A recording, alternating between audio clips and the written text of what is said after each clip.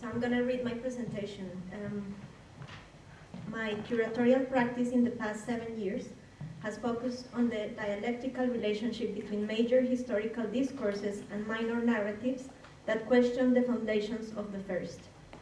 I have paid special attention to the epistemological constructs linked to colonialism, and therefore I have been particularly interested in the notion of coloniality of power, a notion coined by Peruvian sociologist and political theorist Aníbal Quijano.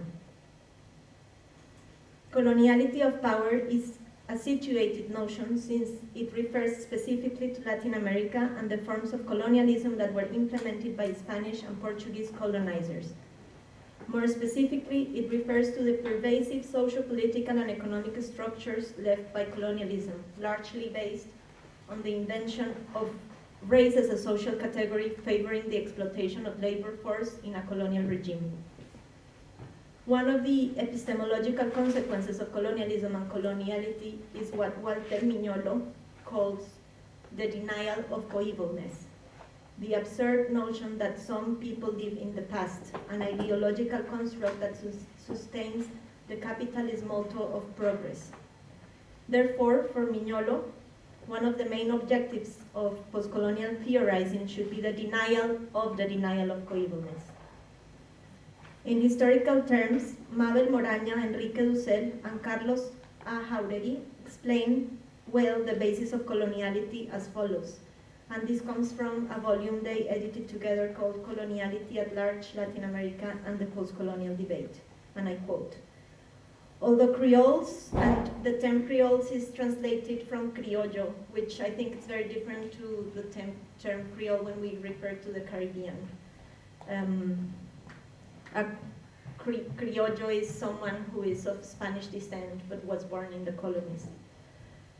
Although Creoles occupied a position of relative subalternity with respect to peninsular authorities, their active participation in the Spanish administrative and ecclesiastic apparatus during the period of vice-regal stabilization, as well as their ongoing control over indigenous and African American populations after the so-called emancipation, make it difficult to apply the terms colonial and independence to the New World without a careful consideration of the power structure and social organization of the colonies. Multiplicity and heterogeneity of projects, of social strata among dominant and dominated subjects, of political articulations within the vast space of colonial societies, of language and cultural traditions, as well as the perpetuation of social and political structures after the termination of Spanish rule, characterized colonial domination in America." End of quote. So in my practice, I have become very interested in historiography, the writing of history, and how it can be used to counteract dominant hegemonic historical discourses, like the one I was taught in school, and that permeates many misconceptions about the history of colonization in general. My research does not necessarily focus on Latin America, but I will say that it is done from Latin America and subscribes to a fundamental criticism of Eurocentrism and of modernity as a European construct. So I am not going to talk about any curatorial project of mine, but I'm going to talk about the practice of four artists and one artist collective in Latin America, specifically in Mexico and Colombia. And maybe during the discussion I can elaborate on how this informs my practice as a curator, because I haven't really curated any projects about Latin America as such, so I wanted to focus more on practices coming from the region. So I would like to briefly mention projects by 4 artists and 1 collective that exemplify artistic practices where the legacy of colonialism is pointed at and counteracted in different ways. I could refer to Luis Kamnitzer's writing about Latin America's conceptualism, in which he defends, and I think rightly, that the local political context and not the influence of European and American art are as the main instigators of ideas of dematerialization and performativity in contemporary art. But I don't think this would address the issue of coloniality. I think it's a very interesting argument he makes, but I think it doesn't really address the issue of coloniality or post-colonial perspectives. So I will refer here to practices from Mexico and Colombia tackling issues of language and architecture, but also addressing another two important aspects where the legacy of colonialism is very much tangible today: ecology and historiography. So I'm going to start with artist Fernando Palma. He is a Mexican artist preoccupied with the language some of his older relatives still speak, Nahuatl, which is the indigenous language of the central valleys of Mexico. Although he did not learn it as a child, he has learned it at an older age, which for him has meant understanding that a language expresses ideas about reality which are not necessarily translatable. The loss of a language is also the loss of a way of understanding reality. This is embedded in Palma's commitment to his own community in Milpalta, which is in the south of Mexico City, and it's a very rural district of Mexico City, so he's also very involved in activism against genetically modified corn entering Mexico, and he has a whole organization, communal organization around that. Oh, sorry. So I invited Palma to collaborate in a project with an archaeological community museum I have been working with for the past few years, located in the outskirts of Mexico City. Together with another artist, Nuria Montiel, they developed workshops with local youths already involved in the museum, and designed a logosyllabic alphabet to rename some sites that were significant for the local youths involved in the project. The original project sought to identify the formal Nahuatl names of certain historic places in the area, but it seemed that the information was untraceable, so they decided to rename new sites. So there, Fernando is kind of working on the logosyllabic signs that allow writing in Nahuatl. So as I said, Nahuatl is a logosyllabic language, which means that written words are composed of logograms and not phonograms. So they use this principle for the renaming and remapping of the area, a rough neighborhood that used to be an important indigenous settlement before the arrival of Hernán Cortés. So I can't go in detail about this museum, but if you want to know more, I can tell you more later. So they produced these flags, and this is an installation of the work they did together. Unfortunately, I don't have a video, but the sculptures move when activated by the public, which is something that Palma works with a lot. So Palma works, he's mainly known for his makeshift electronic installations where characters are animated through interaction with the public. Palma designs programs and programs the circuits himself, but his only interest in this type of technology seems to be to counteract the logic that produced it in the first place. So these function as a sort of map of the area where the museum is located, and all the signs or these little flags that are stuck to the wall represent places or names of places that are significant for these young people that live there now.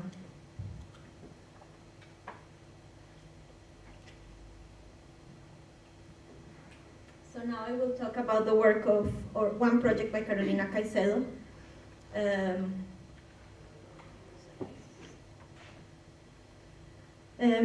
Carolina Caicedo is a Colombian artist whose recent work explores concepts of flow and containment, particularly looking at the interrelations between planning and construction of large water dams and mechanisms of social control. So here she did these two sculptures. One represents a dam, how do you call a dam gate, or a dam, or that's the dam, that's the dam. So one represents a dam and the other one is a brass knuckle. Obviously it's a sort of evocative image of how water is contained, and at the same time society is contained through repression. It is common for politicians and other authorities to infantilize the struggles of indigenous people and rural communities opposing this type of infrastructural projects, deeming them too ignorant to understand the importance of infrastructure. However, the electricity produced by dams in so-called developing countries is generally exported, at least in Colombia, where most of Carolina's research has focused. So the alleged benefits are not for those displaced and dispossessed. Far from naive, social movements addressing the imperialist exploitation of the resources are the ones defending natural resources that will be lost for good for everyone. So she's involved in a movement in Colombia, in the south of Colombia, but the Magdalena River that pretty much crosses or traverses the country. There are plans to build 18 dams throughout the river. This is the first one. It's called El Quimbo, and she's been very involved with the sort of social movement protesting the construction of this dam that already kind of took place, and it is already failing structurally.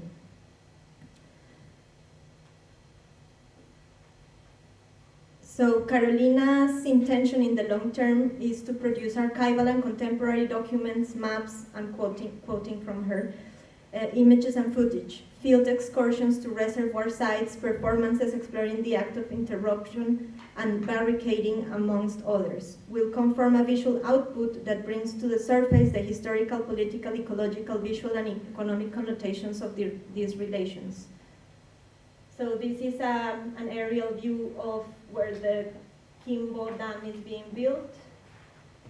So I think this idea of mapping and producing imagery about the consequences of these diversions of water and I mean the impact, the ecological impact that these infrastructural mega projects have on daily lives is very important. So she's already documented a lot of fauna and flora that is disappearing as a consequence. So I assisted this performance she did in Caracas recently, and after the performance, where she used this fisherman's net, she asked some of the members of the public to hold the net and hold it in a way that we were all kind of knitted together as well. So that's one of the outputs of the project. And I wanted to briefly talk about this artist called Abel Rodriguez. I'm really sorry I haven't put captions in any of the images, but I'm willing to give you details after this. Abel Rodriguez is an Onuya artist and artisan from the south of Colombia. So he's an indigenous Onuya artist. And he was displaced to Bogota in the 1990s due to the war conflict in Colombia. And then he started drawing and painting plants from the Amazon where he was from as a way of remembering them and not forgetting them. Because he was a medicine man, I don't like the term. He was a doctor, and so he cared for plants and knew how to use them very well. So since he no longer has access to them, he started painting these landscapes where he would record all the plants he used to use.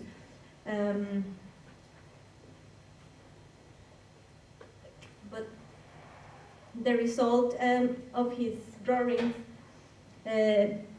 is in sharp contrast with the illustrated knowledge of the botanical expeditions carried out by several waves of European scientists, where native knowledge would be appropriated and erased as such, turned into discoveries. As Colombian science historian Mauricio Nieto points out, they were actually translations of native knowledge into another epistemological regime. Abel Rodriguez's work has called the attention of curators in recent times and has been included in some exhibition projects dealing with critical views of natural history and indigenous art from the Americas.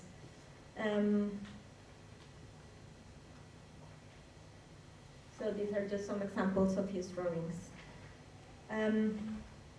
Now I would like to talk to you about Eduardo Avaroa, who is a Mexican artist based in Mexico City. And he proposed a hypothetical, and the work is called Total Destruction of the Anthropology Museum in Mexico City.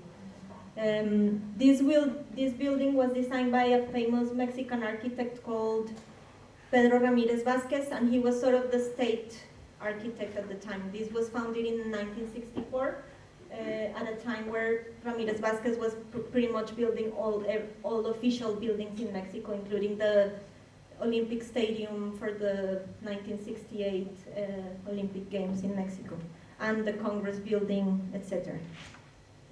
So Eduardo Avaroa suggests that Eduardo Avaroa, with the help of demolition experts, designed a whole plan for the dismantling of the museum piece by piece.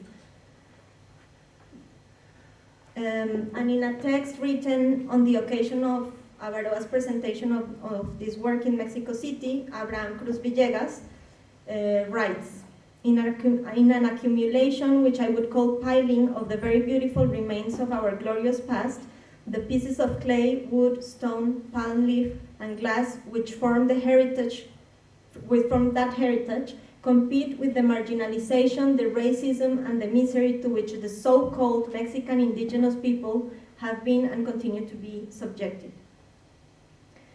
In fact, there is no doubt that indigenous people in Latin American nation states have certain use as cultural assets. Their culture is used as a form of folkloric good to be shown in expos and museums. Like dead artifacts, they are treated as past cultures with no present existence, remnants of a prehistory long past. So Eduardo Avaroa proposed a total destruction of the museum as a form of dismantling the ideological construct that sustains internal colonialism, which is of course a consequence of the coloniality of power I referred to earlier. So this is a shot of the exhibition in Mexico City. You can't see it very well, but at the back there was a projection of a video where there is an imagined explosion of Tlaloc, which is a big sculpture that sits outside the Anthropology Museum. This was taken from the town of Cuantlinchan in the Valley of Mexico. And there is a very comprehensive film about that case of extraction of this huge stone, pre-Hispanic stone, that was extracted from the mountain and taken into the Anthropology Museum. There is a documentary called The Absent Stone, directed by Sandra Rosenthal and Jesse Lerner, if you're interested in following this. A continuation of the project was a series called Archaeological Insertions, which I guess referred to Sildo Meireles' insertions in ideological circuits. For the project, Avaroa bought archaeological pieces he found in street markets that are sold as authentic, fake, or with an ambiguous authenticity status. He then left several bags with these pieces, like rucksacks or bags, with these pieces in the lockers of the museum, abandoning them inside, inserting them into the building. The work presents a photograph of each of these objects taken previously with the key of the locker it was left in.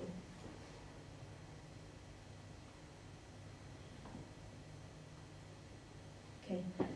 So lastly, I'm going to talk about Elena Producciones. Elena Producciones is an artist collective based in Cali in the southwest of Colombia. They started working together in 1998, and today is formed by artists Wilson Diaz and Ana Maria Millán, Andrés Sandoval, Gustavo Rancines, and Claudia Sarria. And they're better known for organizing a performance festival, which has become quite important for local and regional artists over the years.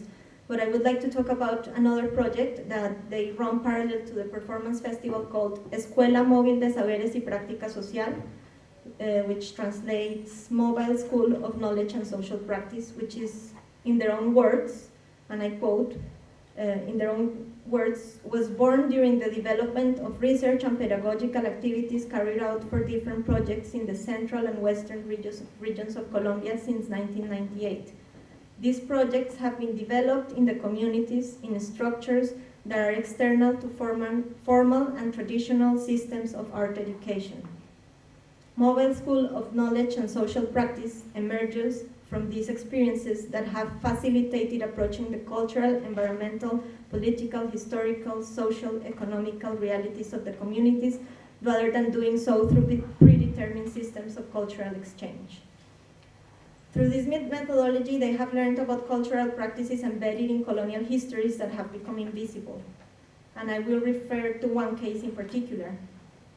They have worked intensely with agricultural workers in Puerto Tejada. And I don't know if any of you are familiar with the work of Michael Tausig, but he's written a lot about this area of Colombia.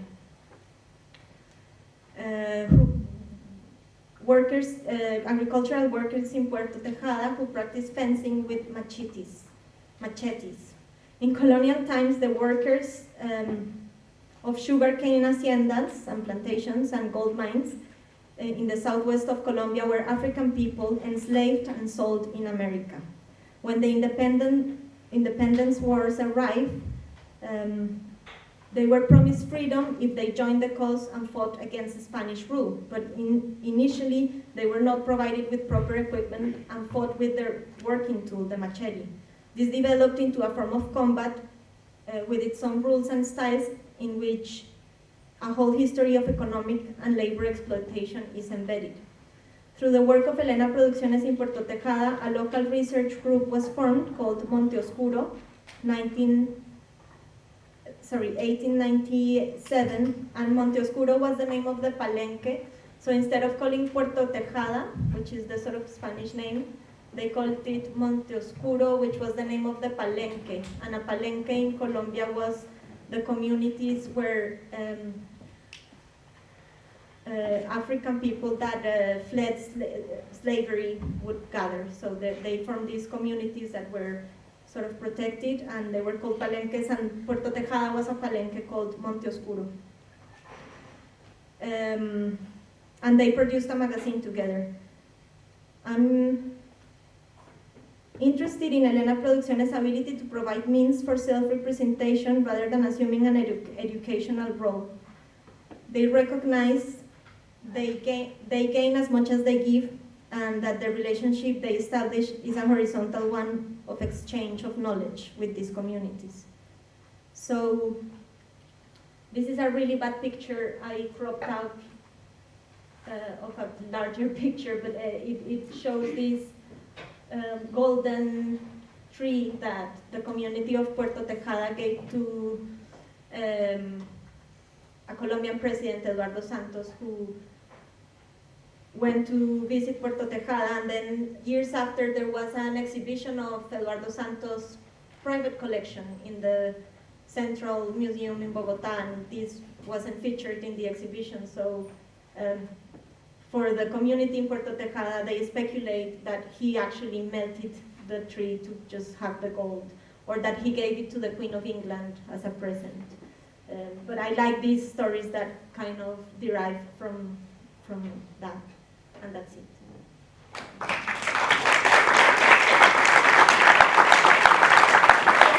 And I forgot to thank Koyo Kouoh and EVA for inviting me, and also to Askeaton Contemporary Arts for having me in the region.